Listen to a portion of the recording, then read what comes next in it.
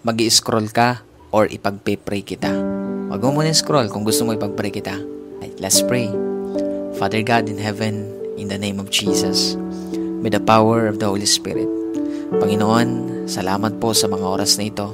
Nabuhay pa rin kami kasama po na aking kapatid na nasa kabilang screen.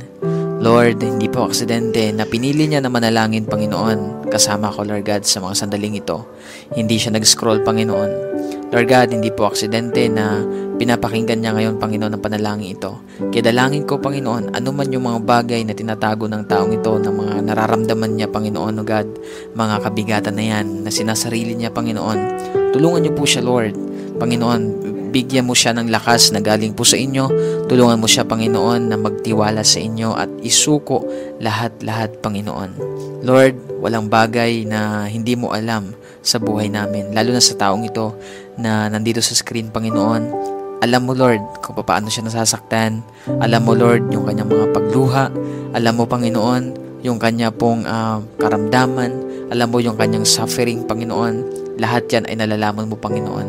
Kaya naman, Lord, tulungan mo siya ngayon, Lord God, na i-lay down ito sa inyo, Panginoon. Dahil the moment, Lord, na isuko niya ito sa inyo, doon niya mararamdaman yung kaginhawaan, yung kapayapaan, yung kalakasan, kagalakan sa kanyang puso, Panginoon. Kaya I pray right now, Lord, hayaan mo ibuhos mo ngayon ang kapayapaan na hinahanap niya, Panginoon. Hindi niya yan makikita, Lord, sa ibang bagay, kundi makikita lamang niya ito sa inyong presensya.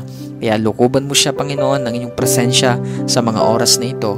Dalangin ko po, Lord, na maramdaman niya ang pagyakap mo na napakahigpit, Panginoon.